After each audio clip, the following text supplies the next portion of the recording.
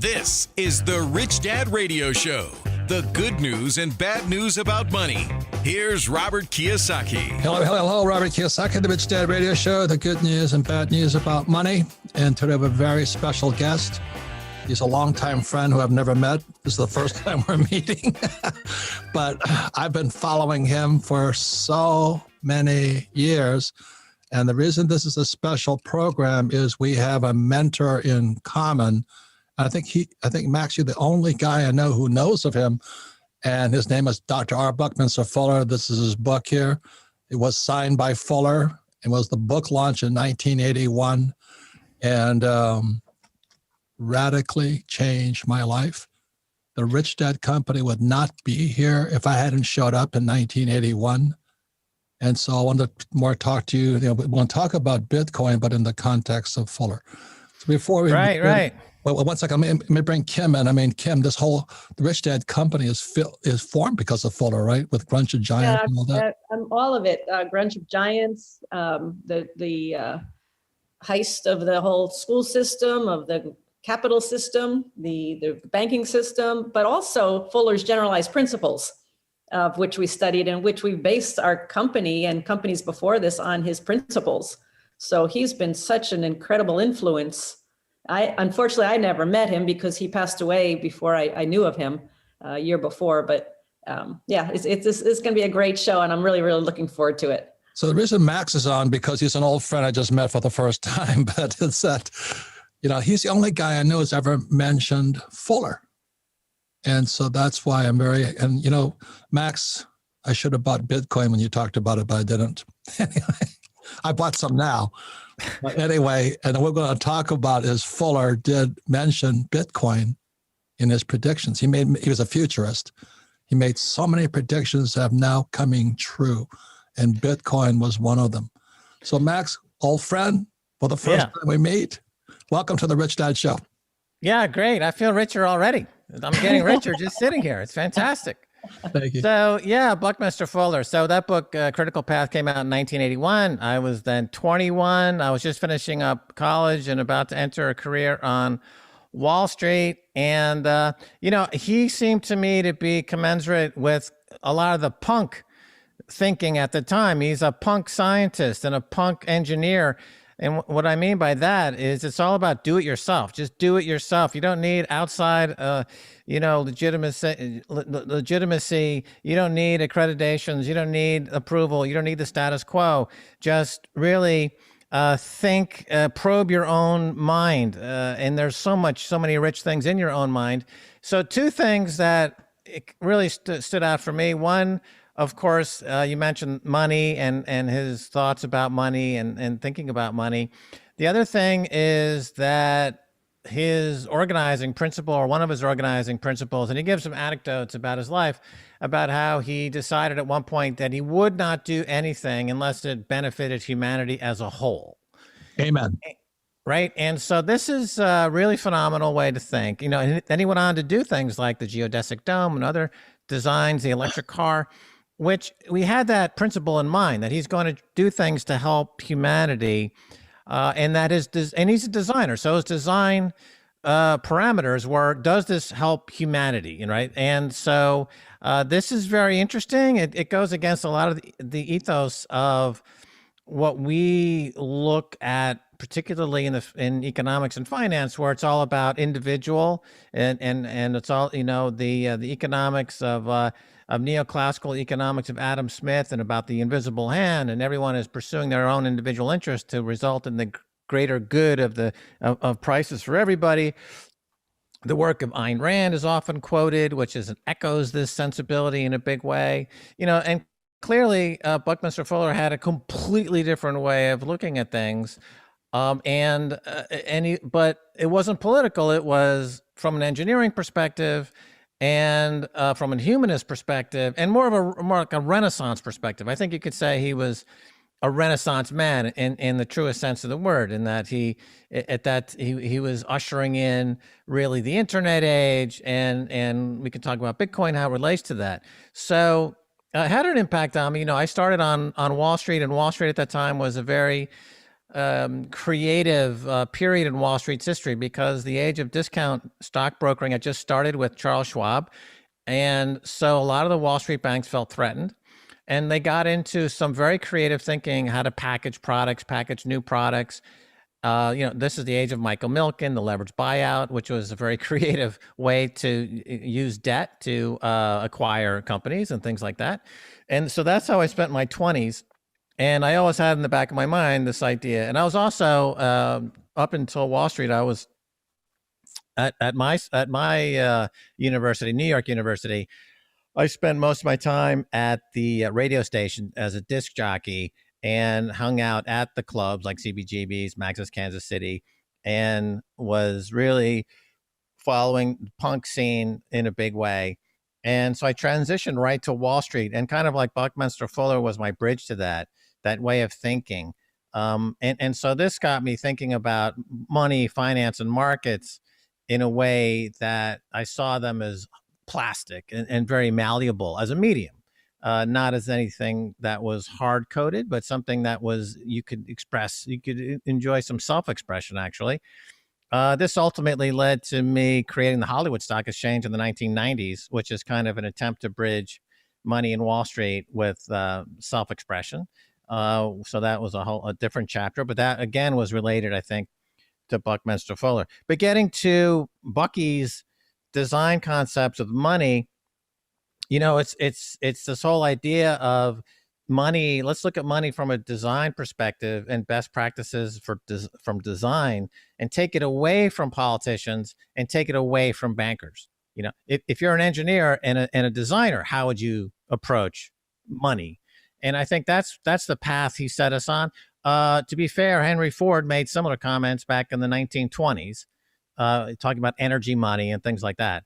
So those are the two, antecedents, I would say, in thinking philosophical wise, where we can get into the Bitcoin's design. But his separation of the state and politicians from money, and to take it from a design perspective, and to have his attitude, which again has that punk sensibility of essentially just do it. You don't need Max, system. Yeah.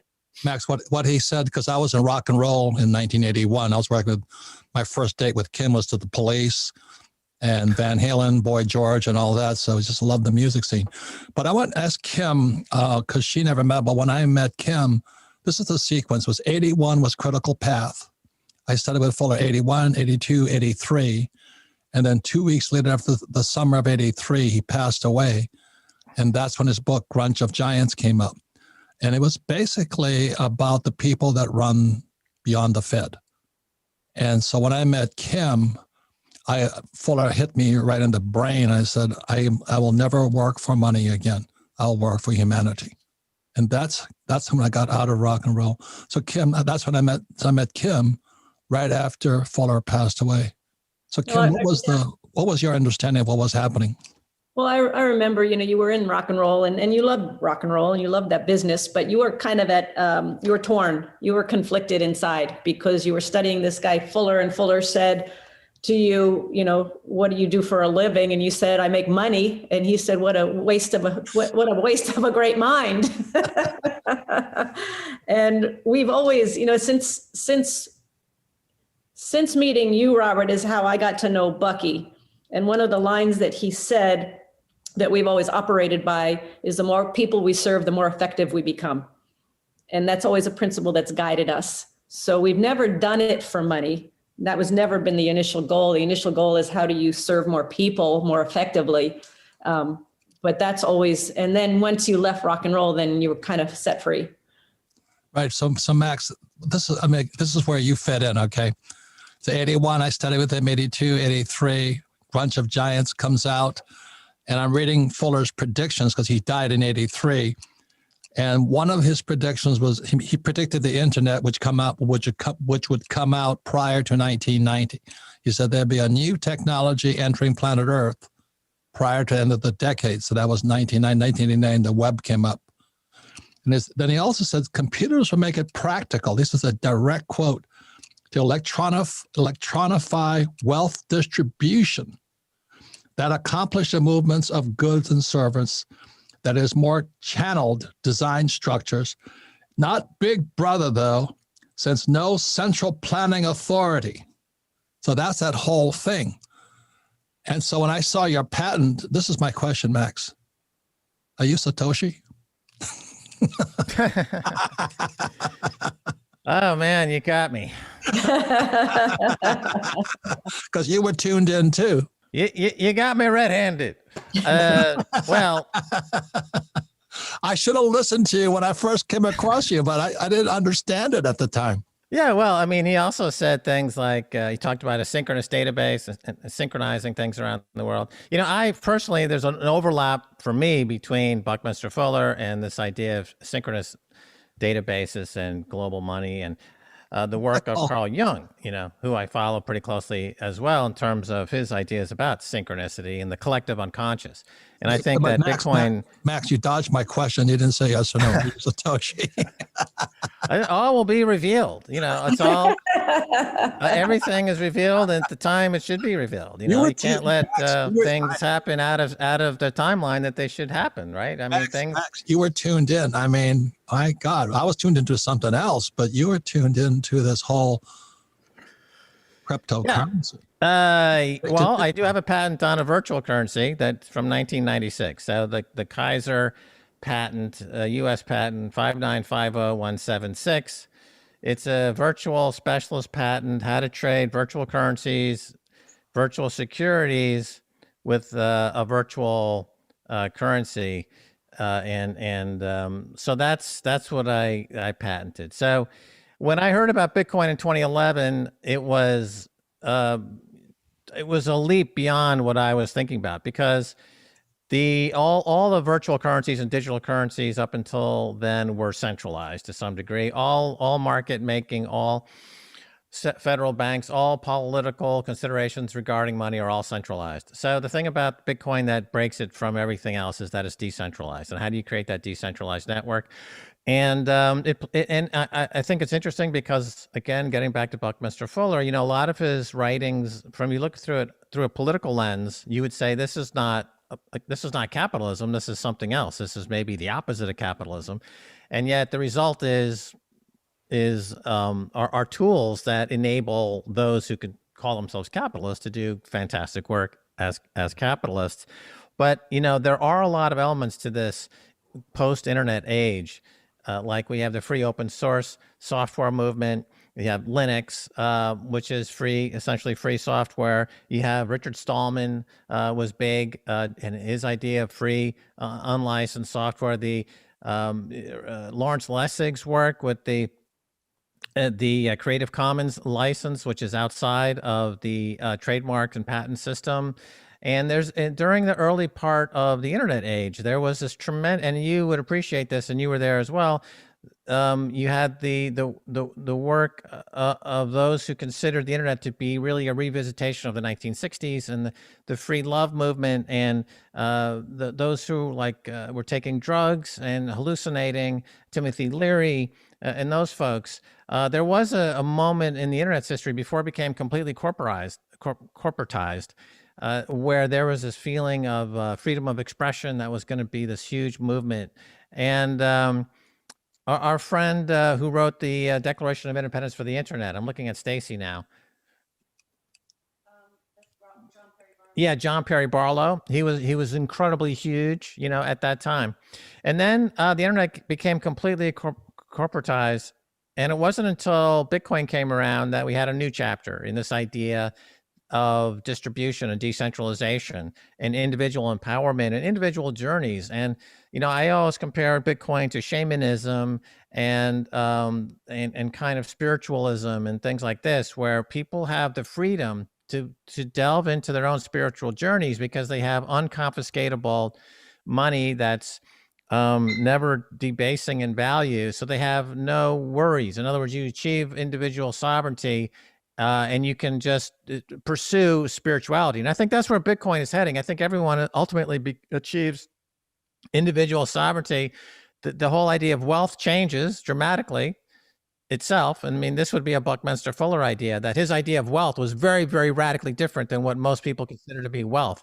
So if you take that and if Bitcoin is the coin of his thinking, and then what do you have? If you had everyone thinking like Buckminster Fuller, the world would be a dramatically and drastically different place. And with Bitcoin, we can get to that place, and we are getting to that place, and it is happening right now, Robert. Right. So I'm going to ask Kim, because when Fuller dies 83, he writes Grunge of Giants, Gross Universal Cash Heist. And now we have repo, reverse repo, and all this stuff going on. We have, $120 billion a month being pumped into to keep the balloon afloat of fake money. We're paying people not to work. But when I met Kim in 83, I started talking to her about this. And then she told her mother and father she quit her job, and we moved to follow the teachings of Buckminster Fuller. Kim, what was that like, talking to your parents about this nutcase called Kiyosaki?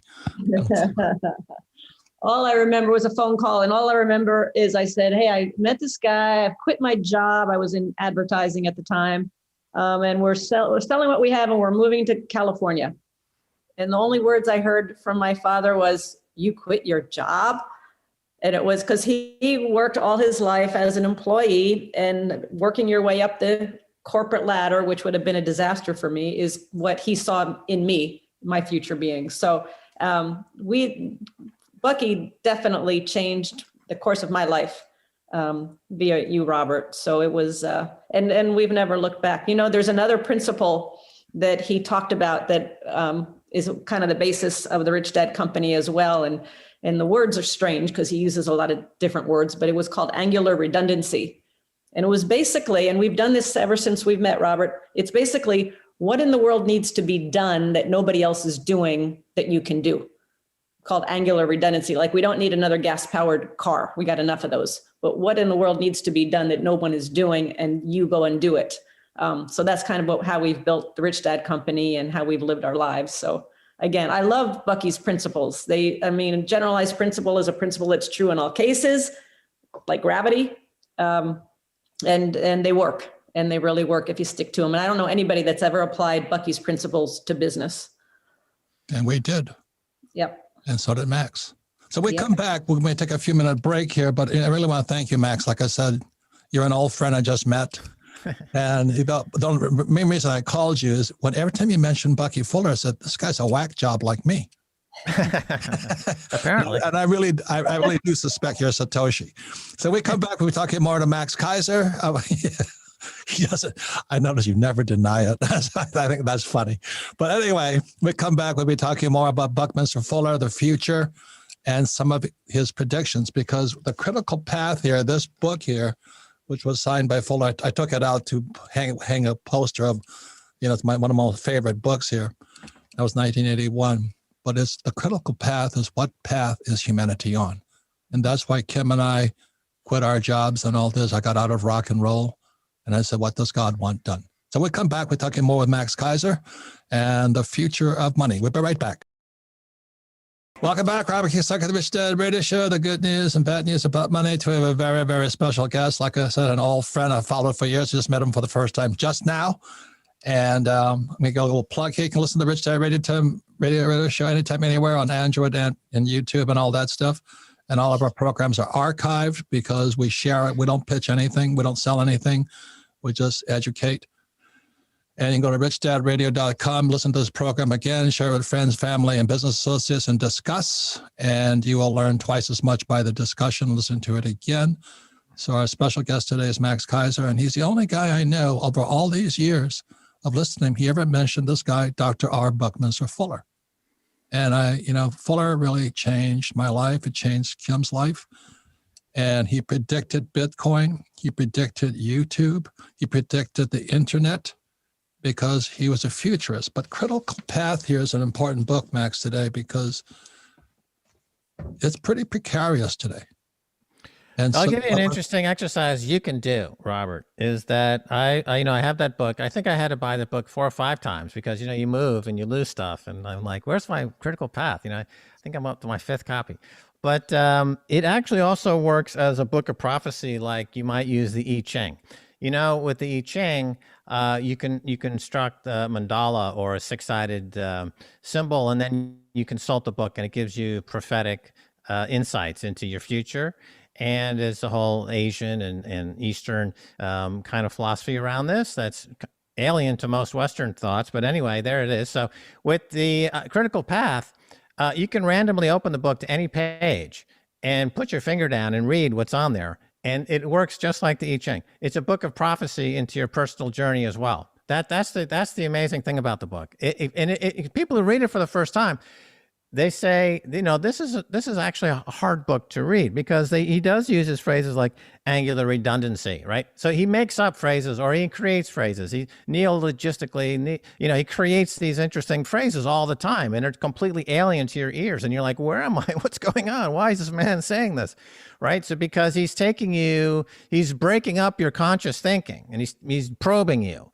And so you're bringing stuff out, and so that's the stuff you need to look at to know who you are, and therefore where you're going.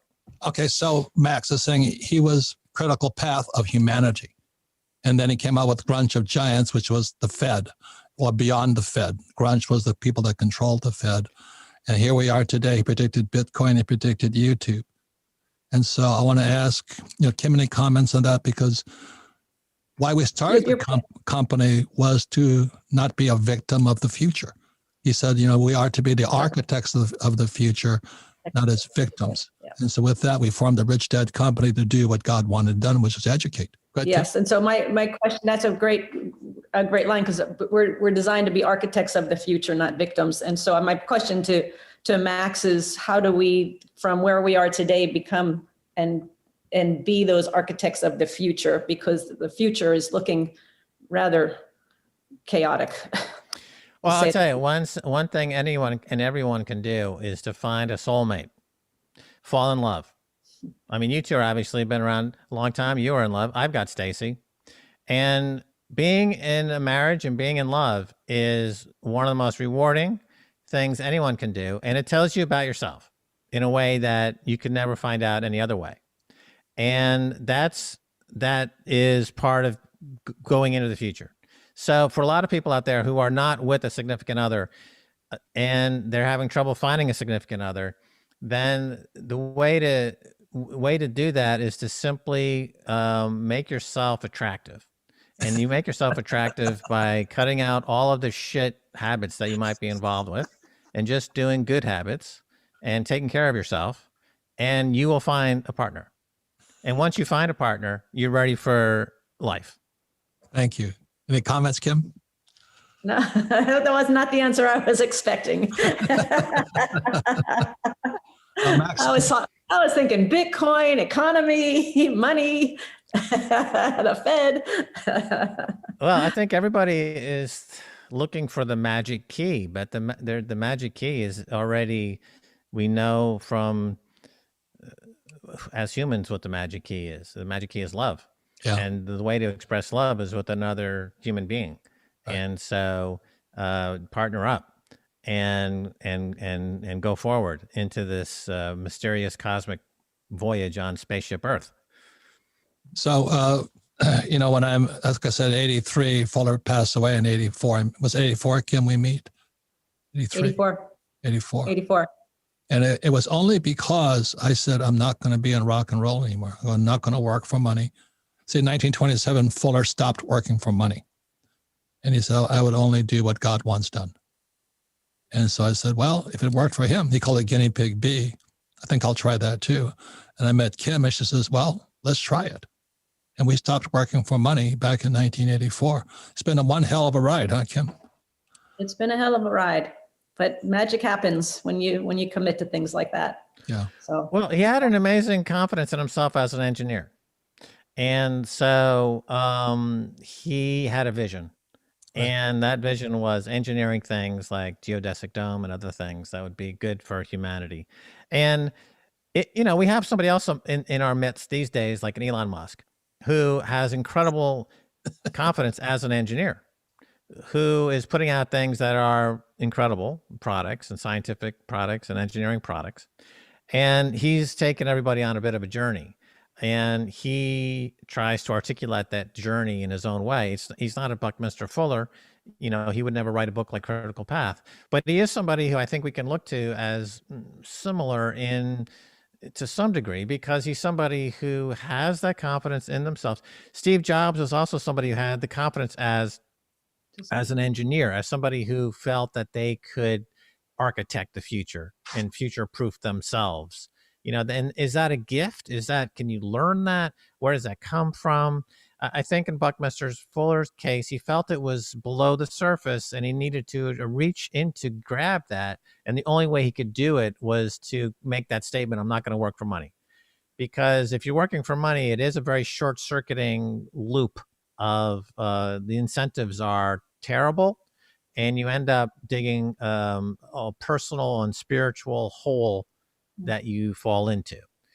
And so that's why a lot of people that I know, and and we've dealt with a lot of rich people throughout our careers, and many times rich people are miserable, because they never really are on a journey of self-discovery.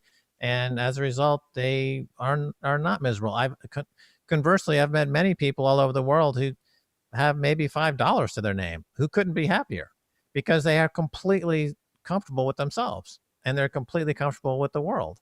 And that to them is infinite riches. And when you say, you could be a gazillionaire, they're like, I am already, I am of planet Earth. I am already a gazillionaire. I don't need any more. I am with Earth. I am part of Earth. And you see this all over the world, Robert. And so this money is not the difference. Well, that's why he wrote Grunch of Giants, and that's why Bitcoin. That's why he started saying with Bitcoin, because it was decentralized money, DeFi. So he was way ahead of his times right there. And look at this. This is in Critical Path. The chapter is, he said there was 4 billion billionaires today, 7.8 billion. But it says because we use the wrong cosmic accounting systems. And Rich Dad Poor Dad is a book on accounting, So anyway, he was so far ahead. And again, that's why Kim and I started this business. It was to do what we thought God wanted done, which was to educate. And purely so, and you're in the same business. So let me just say this much real quickly. Fuller said something, because it's about Critical Path.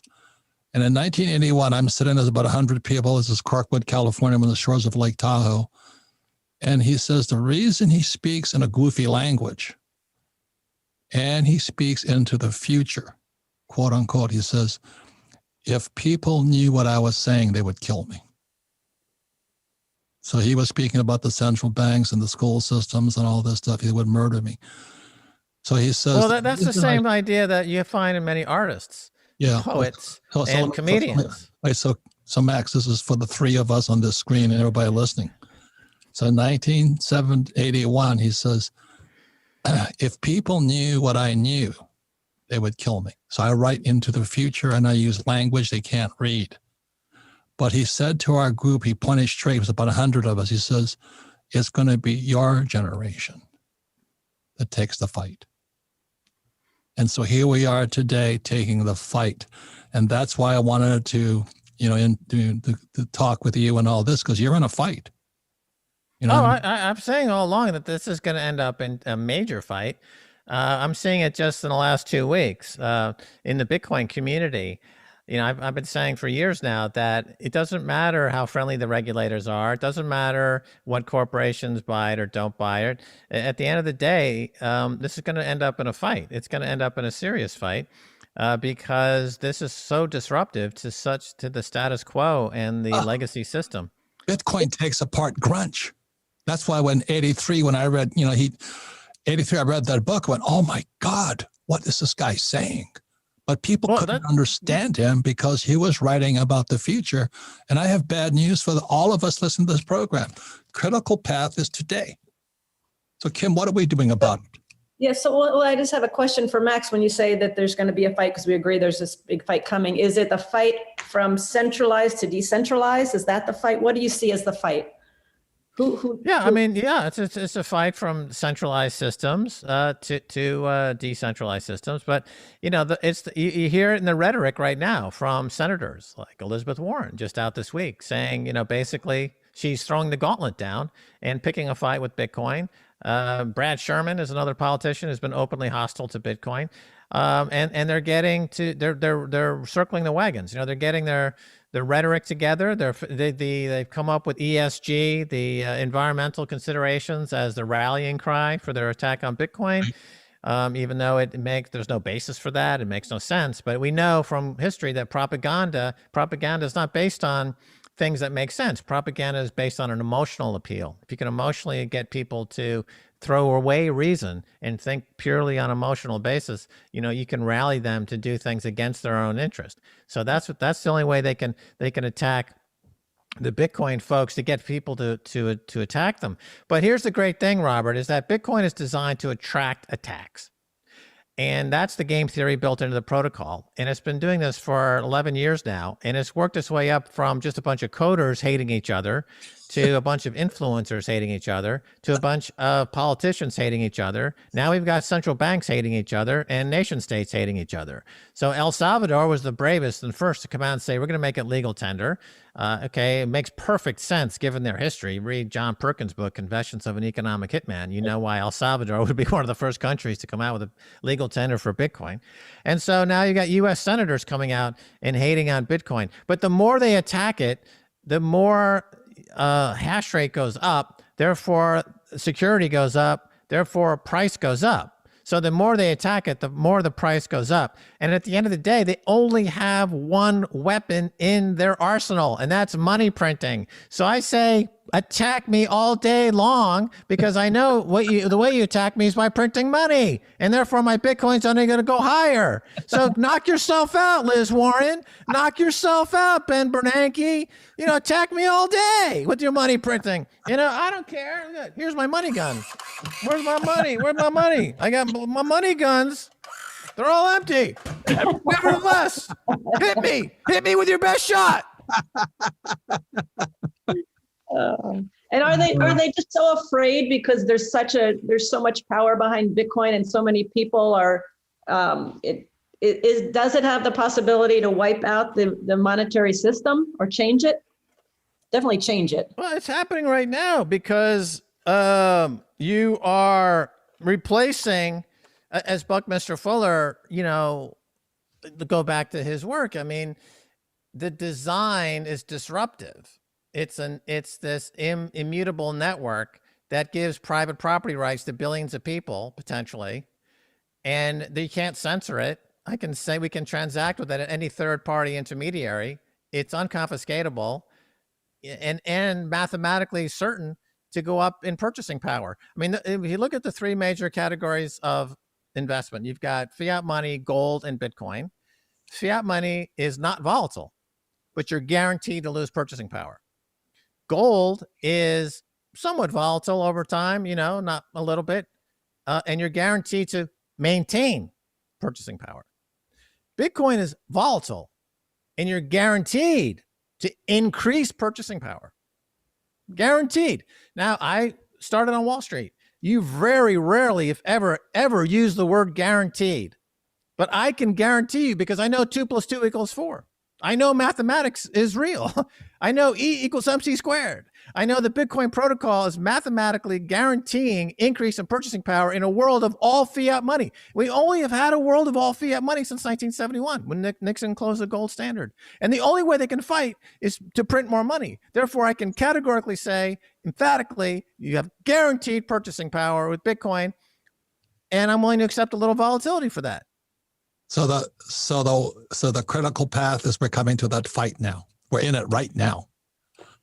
Yeah, we're in the fight. We're doing these parties now all over the country. We're coming to Phoenix. We're taking a victory lap. It's this victory celebration. We won. Essentially, I'm looking into the future right now. I live in the future today. We won because they lost because they put 100% of their vested interest into money printing, crooked accounting, and a very corrupt connection between Wall Street and Washington. I mean, when Washington is starting to tell Facebook that they're going to monitor what's happening on Facebook, that is what we would say, if we were historians, looks and smells an awful lot like fascism right? Let's call it what it is. That's where they're going to the old playbooks from the 1930s. That's how antiquated these people are thinking. They haven't had an original thought in 100 years. And they're trying to control Generation Z. They're trying to control the millennials, the biggest generation in history, by saying, well, we picked up this textbook from Mussolini that he wrote about in 70, 80 years ago, and it says we should be fascist. So we're going to try that. And the millennials are saying, hey, funga, we got Bitcoin, and, I got my money print. See, it's all working. Woo-hoo! There's Liz Warren, and we're going to print our way out of it. No, you're not. Tell us what you really feel, Max. Hey, anyway, exactly as you're saying, it's like when you point to a chapter, one of my favorite chapters in Critical Path is Legally Piggly. It's how corrupt our legal system is today. So anyway, Max, we're out of time. Like I said, you're an old friend we just met. You're the only guy I know that understood Fuller, and I appreciate you continuing the fight. Final words, Kim? I just appreciate you, Max, and look forward to learning more. I just want to also, you are the host of the Kaiser Report. Most people know this already, but you're the host of the Kaiser Report and Orange Pill Podcast. So that's where you find Max. That's right. I'm Mr. Stacy Herbert. Well, thank you for your gift. Thank you for the work you're doing, Max. It's so important. So appreciate it. All right. Well, great chatting with you. Let's I think 2021 is the year we rock and roll. Your rock and roll dreams are coming true in 2021, Robert. It's all happening. You and Stacy, keep up the good work. Thank you very much for being part of the Rich Dad Radio Show. Thanks, everybody. We're coming back and we'll have a final wrap up. So thank you, Max. Welcome back, Robert Kiyosaki, the Rich Dad Radio Show. Good news and bad news about money. And we really want to thank Max Kaiser. Like, he's an old friend we just met for the first time. But he is the only guy I know in this vein of work we do who understood Buckminster Fuller. And the book, again, was Critical Path. This is the 40th anniversary. This book came out in August 1981. They started, Nixon took the dollar off the gold standard in 1971. So we just did a 50th anniversary show for the ending of the dollar. And this is the 40th anniversary for Critical Path. And Max is the only guy. I keep hearing him mention it, and he's a big Bitcoin. I still think Max is Satoshi, but anyway. And Fuller predicted this stuff. He says, computers make it practical to electronic wealth distribution games. He says, but not Big Brother, since no central planning authority can do this. He also predicted, this is all quotes, he goes, he also predicted what we're doing exactly today. He says, it looks like a planet of professors on tenure, working hard, doing more metaphysical stuff than before. So you look at, Max and I are not professors. Kim's not a professor. Gamma's not a professor. Mark Moss and Peter Schiff. We're not professors, but we're the real teachers. And the fake teachers are in schools. And they're all communist anyway. So what the hell? But Fuller was so way ahead of his time. But let me repeat this. We're sitting in this room, 1981, 40 years ago. And he says, the reason I speak in the same strange language and I talk about the future, because if people knew what I was saying, they would kill me. Then he turned to our class. This is 1981. And he says, unfortunately, though, it's going to be your generation that takes the fight. And here we are today. So that's why Max Kaiser, every time I kept hearing him speak about Fuller, I said, we better dial him up and talk to him. Any comments, Kim? Well, I always love talking about Bucky. So that was really fun talking with Max and talking to somebody that really understood Fuller and the principles and his engineering mind. That was really fun. And I think it's interesting, if this is the 40th anniversary, the next 10 years might be unrecognizable given this fight that we're in right now. So I'm interested to see where the 50th anniversary of Critical Path takes us. We're in the fight now. Sarah, what'd you think of the program? Well, like you, I picked up the 40th anniversary and how impactful that was, but at the same time, the 50th anniversary. So it's like the universe of money was changed 50 years ago, and the universe of money is being changed now. Like that's such a cool thing. But then the second thing is he mentioned Bitcoin was designed to attract attacks. And we talk about us getting ready with your capitalist manifesto. We're getting ready for the attacks. Yeah, I'm coming out with a new book on the Marine Corps birthday, November 10th. It's called The Capitalist Manifesto. And we're preparing for the attack because that's what's going to happen from the other side. So all of this episode was full of signs and like things coming together. It seems like right at the right time, and makes this episode even more special. Comments, Kim? No, I'm such a fan of Bucky's that when Bucky, when we follow his principles, magic happens.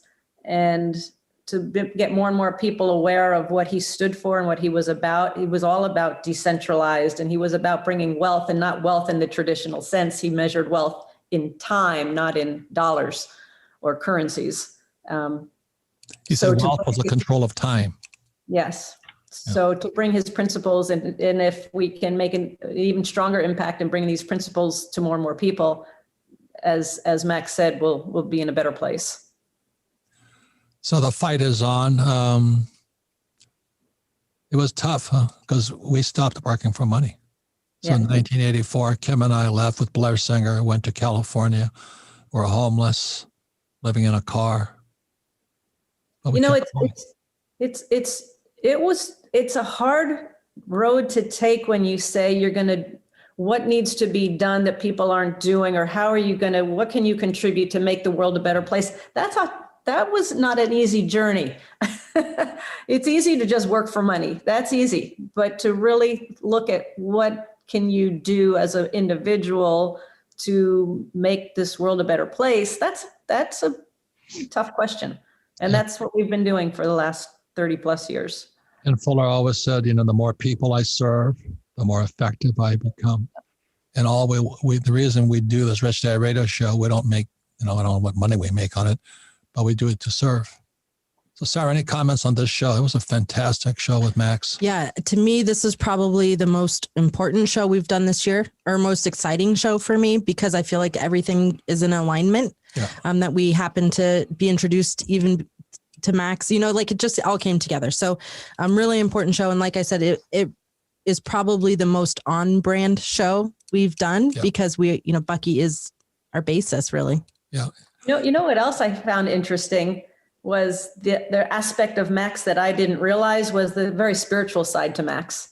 And I didn't know that. And that was very cool to discover. Yeah, he's a character, huh? Yes, he is. We like characters. He fits right in.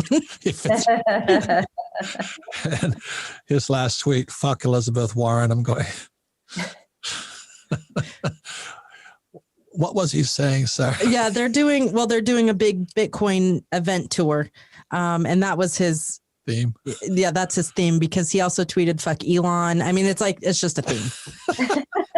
But we heard in the show his feelings on Elizabeth Warren, or, congressmen that are really trying to fight this Bitcoin movement. Yeah. I guess is the best way. You know what? And you know what's interesting about that? When you fight something on the spiritual side, when you fight something, it just gives it more power and more energy. Yeah. So the more they fight against Bitcoin, the stronger Bitcoin's going to be.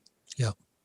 So anyway, Max will have come and gone by the time we get the show, I think, but he's coming into Phoenix on the fuck Elizabeth. And, he's basically a character, and we love that guy because we're Rich Dad is a rebel brand, but it's really a Fuller brand, Buckminster Fuller. Yep. So final word, Kim. Oh, great show. Thank you, Max. Thank you, Robert. Thank you, Sarah. Great show. And let's just keep doing Bucky's work out there. Yeah. Final words, Sarah? Yeah, that's great. I agree, Kim. We'll just follow Bucky and things will happen. Thank you. So remember, as Fuller said, he says, I speak into the future because they would kill me if I told people knew what I was saying. Then he turned to our classes, this 40 years ago in 1981 in Lake Tahoe, California. He says, but it's going to be your fight. So thank you all, the Rich Dad community, all you Bitcoiners out there, for being in the fight. Thank you. Thôi mong chờ vậy sao bật khóc trong ngu ngơ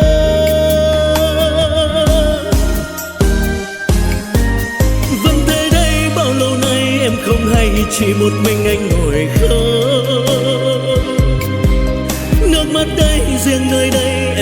nay sự thật là anh nhớ em.